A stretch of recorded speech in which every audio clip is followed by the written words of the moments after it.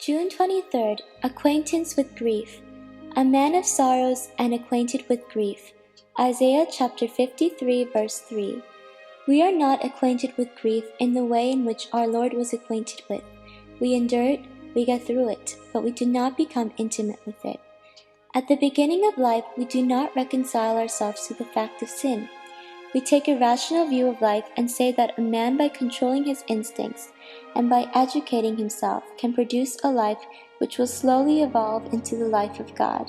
But as we go on, we find the presence of something which we have not taken into consideration: sin, and it upsets all our calculation. Sin has made the basis of things wild and not rational. We have to recognize that sin is a fact, not a defect. Sin is red-handed mutiny against God. Either God or sin must die in my life.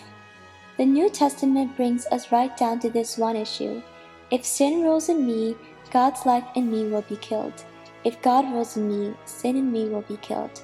There is no possible ultimate with that. The climax of sin is that it crucified Jesus Christ, and what was true in the history of God on earth will be true in your history and in mine. In our mental outlook, we have to reconcile ourselves to the fact of sin as the only explanation as to why Jesus Christ came, and the explanation of the grief and sorrow in life.